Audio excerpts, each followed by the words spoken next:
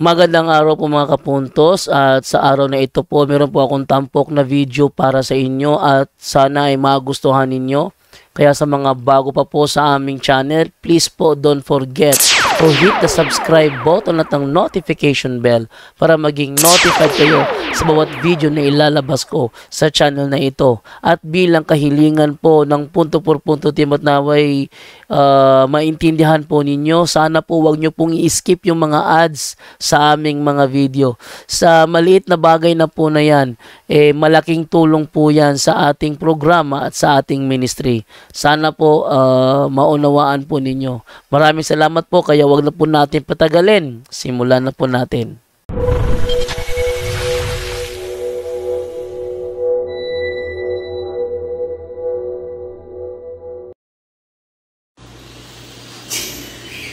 Hello mga kapatid, magandang hapon po. Ang pag-ibig at ang kapayapaan ni Kristo ay maghari nawa sa ating puso at damdamin. Kumusta po? Kumusta? So, sa mga nagtanong na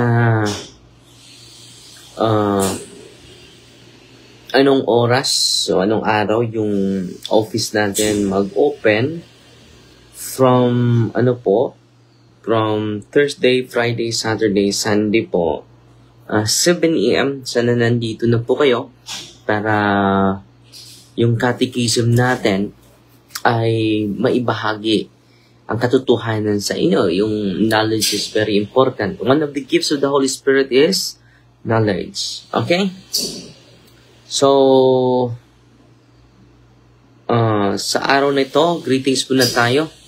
Si Carly Caballero nanood sa atin sa Chalmi, no?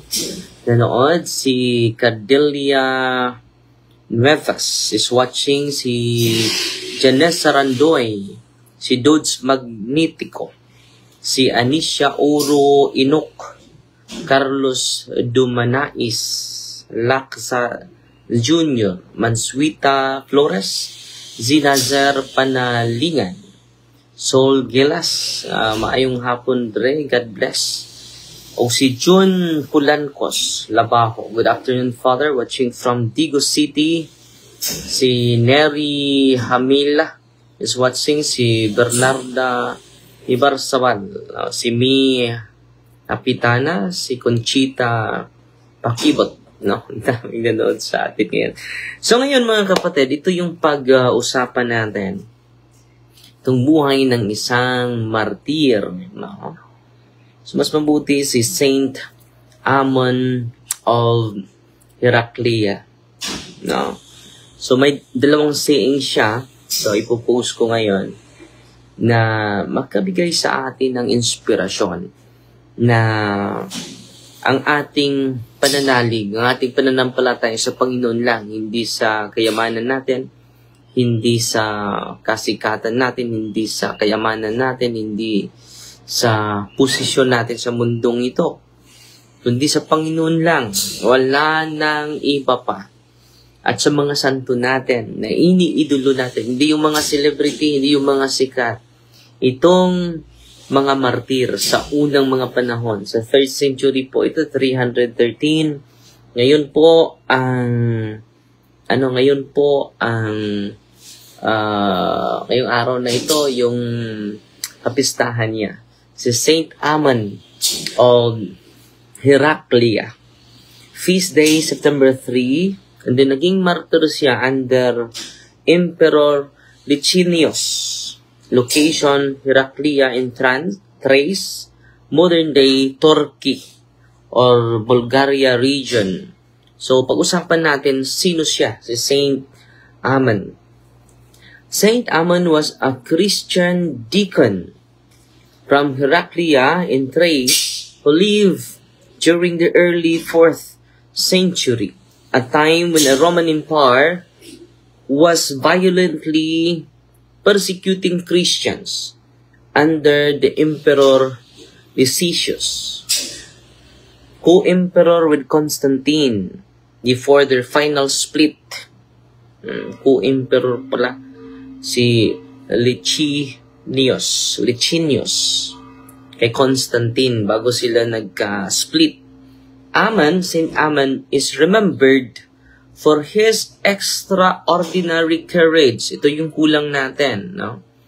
Steadfast faith, especially during the Diocletianic and Licinian persecution, which were among the bloodiest in the church history. So maraming pinatay panahon ni Diocletian and Licinius, no? Bloodiest in church history. So itong extraordinary courage and steadfast faith sa mga martir sa panahong iyon, no? The bloodiest church history. Saint Ammon had converted 40 young women to Christianity and prepared them for baptism. So ang daming na converted niya, 40 sa mga babae. When their faith became known to the authorities, they were all arrested. So, nung laman ng authority, silang lahat ay dinakip. During torture and interrogation, Saint Ammon refused to deny Christ or renounce his ministry. Hindi niya gusto na pabayaan niya yung kanyang ministry. He was eventually killed by having a red-hot metal helmet placed on his head. Grabe, no? Yung init, no? Parang helmet na grabe kainit, mga kapatid, no? Yan ang isa sa mga karanasan ni Saint Ammon, mga kapatid, no?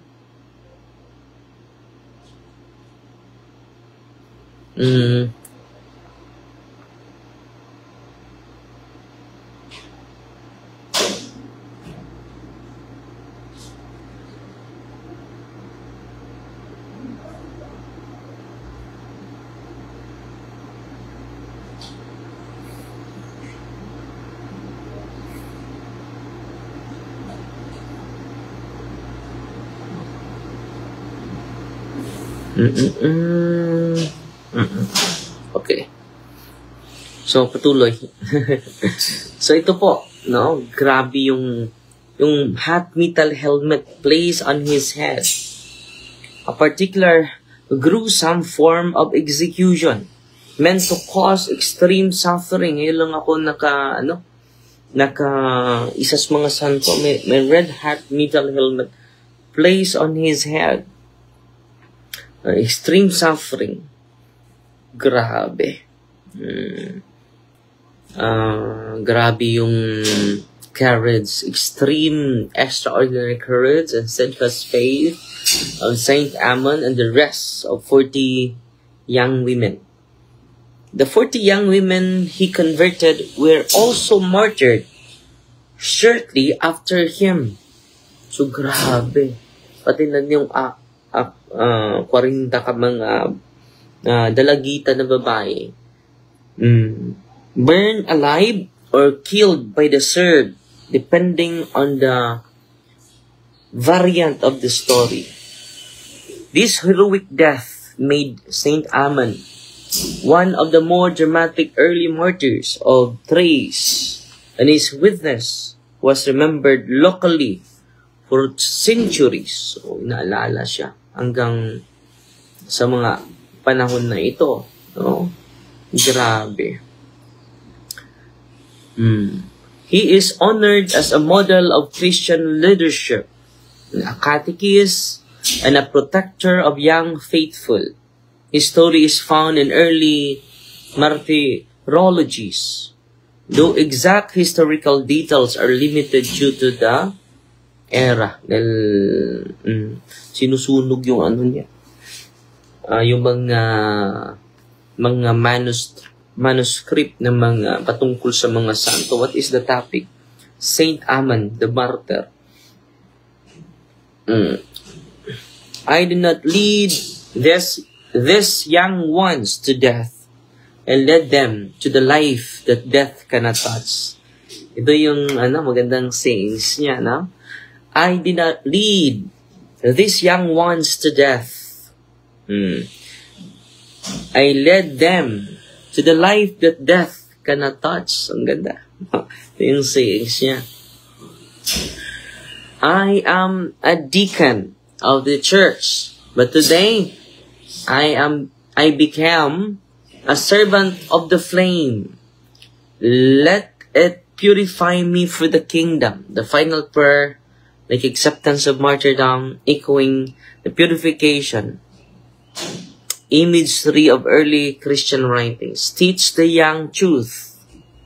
Teach the young truth, and they will shame the old lies. Wow. Teach the young truth, no? And they will shame the old lies. Ang ganda, no? Ito po yung mga storya ng buhay niya. Yung mga sayings niya. If the world hates you, rejoice. It is only proving that you no longer belong to it. Maraming magagalit sa iyo. Okay lang, no? Salamat sa pag-share the life of the martyr. Hello, Father. Watching you from Jollibee Pharmacy. Ingat permi and God bless everyone. Katawhan sa Diyos. So, salamat po kayo.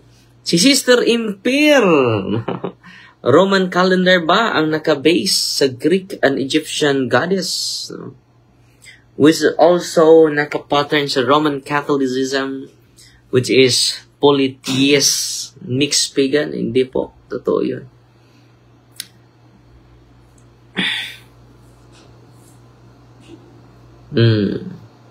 So, may influence talaga. No? Hindi naman tayo maka-deny doon. No? Pero yung hindi maganda, hindi natin gagamitin. Yung makaganda sa atin, gagamitin natin. And it is a process of spiritual discernment, kapatid. Okay. They think they are ending a life. They are wrong. They are sending it home. A defiant yet peaceful affirmation of eternal life in Christ. So, yan po. God bless Father Darwin, si Mark Angelo. No? Salamat sa mga star senders natin ngayon. Si Sister Imper. Stars. 50 stars. Si Gwen Perez, 50 stars. Si Ami Naelga, 50 stars. Si Gina Apatan Dinukot, 50 stars. Si Ami Naelga, 200 lahat. 200 stars. Salamat po. At si Ivy Kaguko, maing hapon, Father. Si Rosalina Ochia, Ems Kogol Ludo, good afternoon, Father. Sister Imper, good afternoon. No? Ang ganda ng sayings ng mga santo. Pasalamat tayo dahil lumabot na tayo ng 600k followers. No? Marami na tayong maabot, ma-evangelize sa pamagitan ng ating social media po. No? Salamat po sa inyo.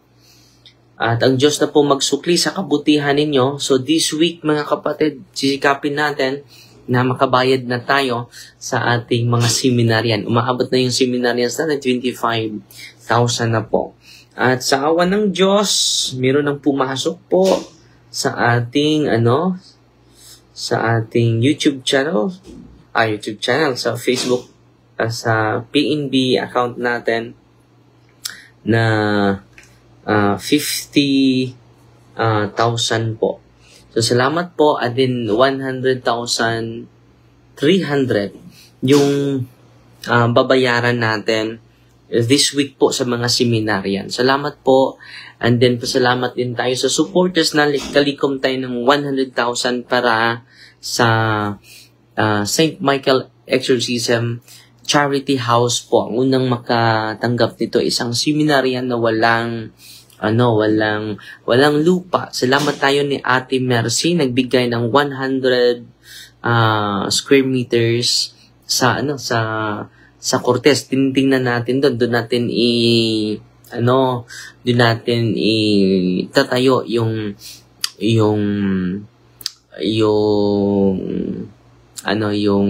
bahay ng isang seminarista po. Pasalamat tayo ni Ate Mercy Ligan and Alberto Ligan po. So, pasalamat tayo sa mga nagpadala. May nagpadala sa atin para sa mga seminar. 15,000 sa mga sa grupo nila ni Ate Gilda. And then 10,000 galing ni Ate Lulot. Pero walang mga pangalan po ito. May pumasok na 2,000 and 4,620. No? Para sa seminaryan natin. So, kulang na lang tayo ng 50,300 po para makabayad tayo ngayong week na ito. Salamat po sa inyo, ha. At pasalamat din tayo sa mga nag-additional na padala ng stars. Si Eleanor Mier, no? Wow, 500 stars. Salamat po.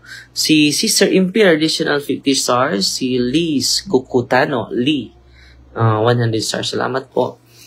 At Cecilia Plinios, taking maayong hapon, Father. Maayong hapon po.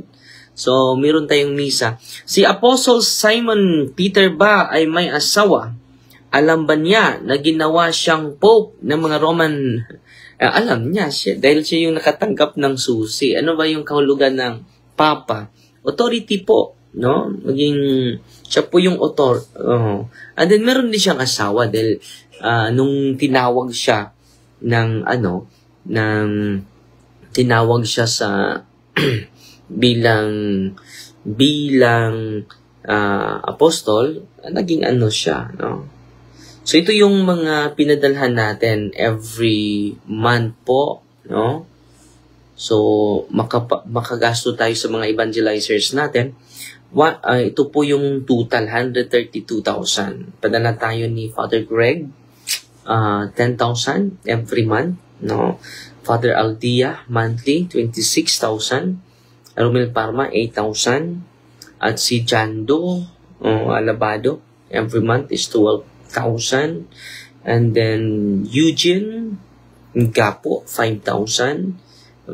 Marcelo Ahok, 4,000. And then Roland Misa, 6,000. And then Clyde Gitgano, 4,000. Gilbert Minister natin.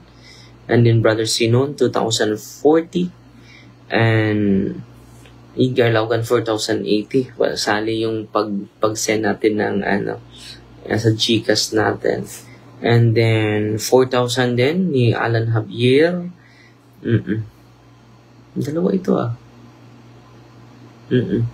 Si Brother Freddy is 6,000. And for total po every month ay umaabot ng 130 sa mga evangelizers po. At sa awan ng Diyos, marami tayong natutulungan nito. At salamat sa Diyos, ha. Si Merly Losterio Istokya, nagpadala ng 350 stars. Salamat po.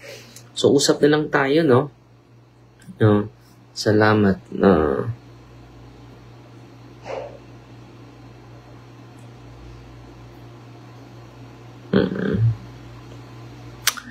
So, salamat sa inyo, ha. Walang humpay na pagpasalamat. So, Gloria Erlogdu, no, is watching. Si Anicio Orok Inok.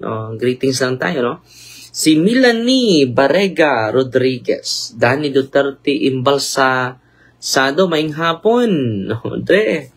Si Leonida Caseñas Filisan, nanood sa atin. Si Zalam Itnalip. Good afternoon, Father Darwin. Good afternoon po. Dakong pasalamat for supporting my son, Christian J. Seminarian for Rogasyon Seminary, si Luer Leo Rag. Salamat sa mga supporters natin, kapatid. So, maraming salamat, no? At ang Diyos na po magsukli sa mga kabutihan ninyo. Okay? So, yan lang sa po muna, mga kapatid, ha? At fight Team Maria, tatak safety with a humble heart. In the name of the Father, and of the Son, and of the Holy Spirit. Amen. Our Father, who art in heaven, hallowed be thy name, the kingdom come. Thy will be done on earth as it is in heaven. Give us this day our daily bread, and forgive us our trespasses, as we forgive those who trespass against us. And lead us not into temptation, but deliver us from evil. Amen. Hail Mary, full of grace, the Lord is with you. Blessed are you among women, and blessed is the fruit of the womb, Jesus. Holy Mary, Mother of God, pray for us sinners, now and the hour of our death. Amen. Hail Mary, full of grace, the Lord is with you. Blessed are you among women, and blessed is the fruit of the womb, Jesus. Holy Mary, Mother of God, pray for us sinners, none die for that. Amen. Hail Mary, full of grace, the Lord is with you. Blessed are you among women, and blessed is the fruit of the womb, Jesus. Holy Mary, Mother of God, pray for us sinners, now at the hour of our death. Amen. In the name of the Father, and of the Son, and of the Holy Spirit. Amen. Fighting Maria, tatak of thee with a humble heart po. God bless.